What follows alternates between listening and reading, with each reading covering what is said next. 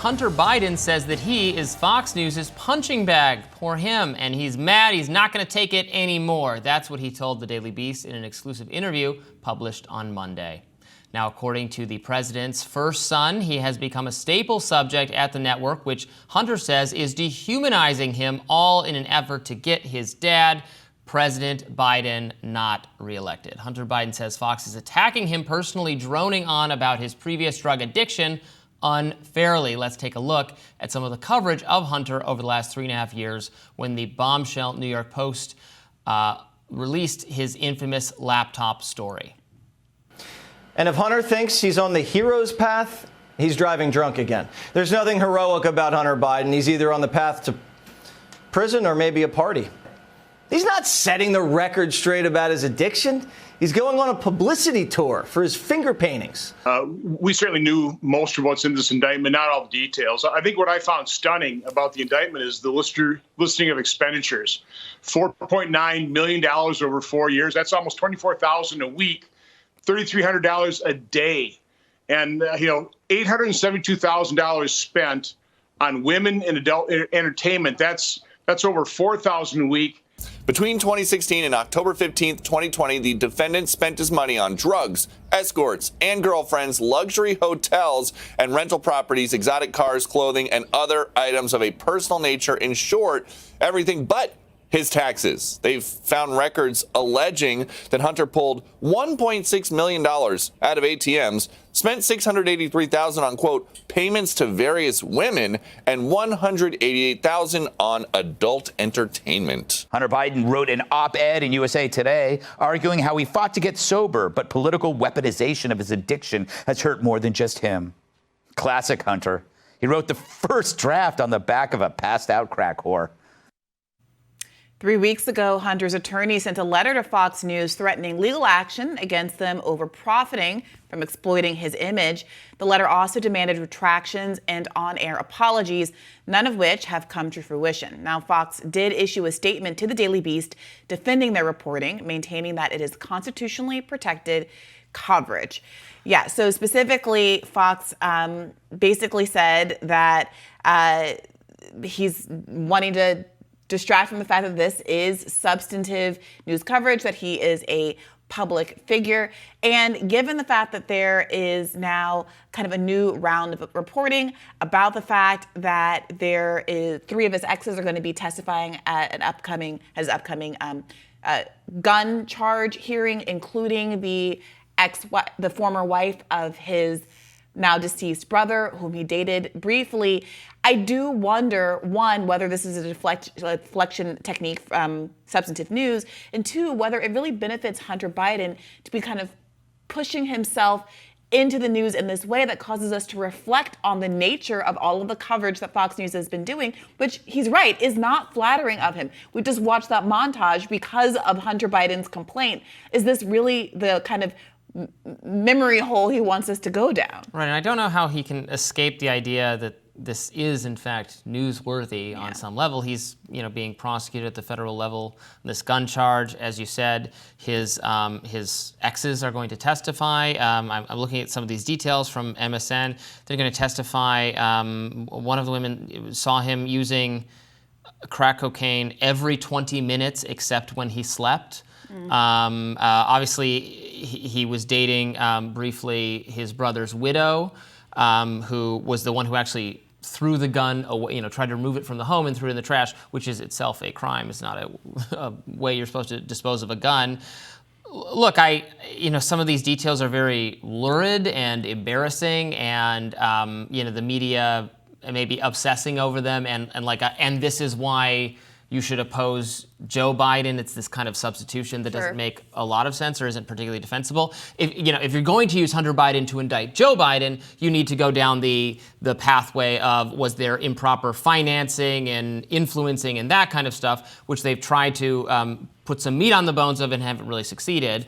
Or talk about efforts to make the laptop story that that various law enforcement agencies engaged in to delegitimize it or make it say it was Russian propaganda, even though we know it's completely true and valid.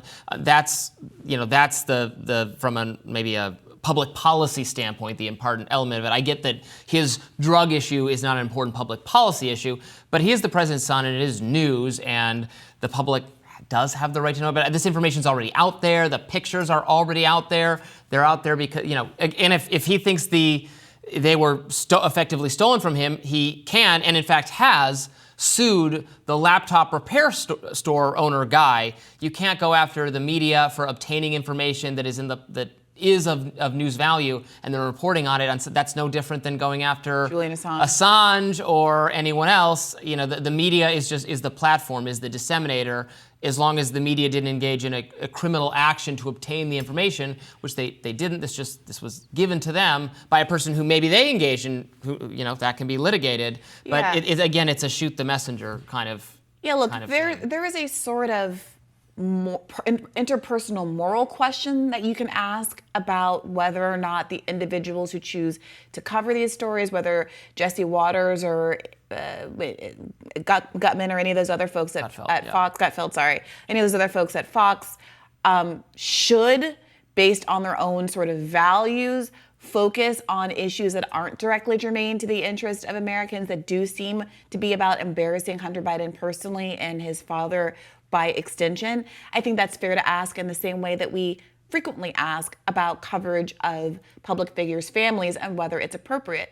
Now, typically, we are more concerned when children who are truly kind of blameless and at the whims of their parents' professional choices are in the spotlight for being associated with the president, whether it's Barron Trump or the Obama girls or what have you. And I think that's the much more sympathetic case. I think the problem here is twofold. One, that Hunter Biden has not just kind of erred personally, but there are now criminal implications to his behavior. Two, that Joe Biden— He's a fully adult man, too. He's not a teenager. Yes, two, let's put that in there. Two, that he is an adult man. And three, that Joe Biden has centered his relationship with his kids in his own campaign, making the case for his status as a compassionate man who deserves to be president, in part because of the experiences of hardship that he's had and his ability to manage that hardship with grace. So it does seem to be a double-edged sword to ask the public basically to focus on your relationship with your children, to focus on the losses that you've had, to focus on how, I think, and this is true, what a kind of compassionate parent Joe Biden seems to be, in part because of how he's been able to maintain a relationship and be supportive of his son, even as Hunter Biden has erred significantly. But the flip side of that is that people were going to have to talk about the ways in which Hunter Biden has erred to understand what it means for you to have been a good father in those circumstances. You can't have it both ways. And the one other aspect of this is that these are the drug crimes. I think drugs should be fully legalized, fully decriminalized. Joe Biden does not, and is on some level the chief figure in American life now as the president of the United States, enforcing draconian drug laws, or his subsidiaries, his underlings, doing that. And does the president's son get leniency? Well, everyone deserves leniency, or not even leniency. We deserve a change in the laws. The laws should be enforced, but they should be good laws, and laws that arrest people for using drugs, if it's in the privacy of their own home, if it's public disorder and in the street and connected to violent crimes, no. But if it's just you in your own property, fine by me, and our laws should reflect that. But we need to actually have a change in the laws. And it's, when someone famous and important or well-connected gets in trouble, they get sympathy, they get leniency, and that's not fair.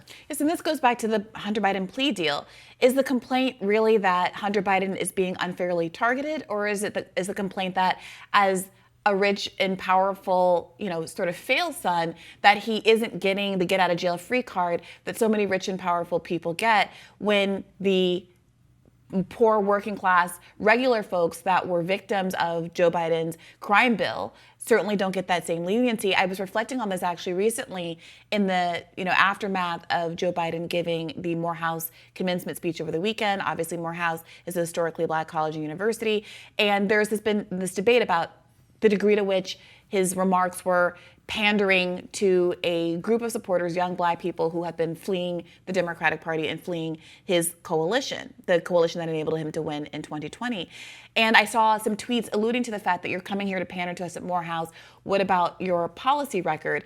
Is it sufficient that you show up here and say, well, I've got a lot of Morehouse men in my administration, when you haven't substantively lived up to the policy commitments that you made to Black Americans specifically when you were running for president, which included canceling all HBCU debt, which included legalizing marijuana, and on and on and on. And so I do think that while this can be a sort of superficial argument, and I do think there is a lot of sort of personal attack that is partisan in nature and not very substantive when it comes from the conservative coverage here, there is a more substantive argument here that everyone's basically, that Hunter Biden is making a case for himself that his father would not make for the average American.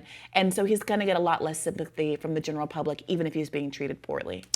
Indeed. More Rising right after this.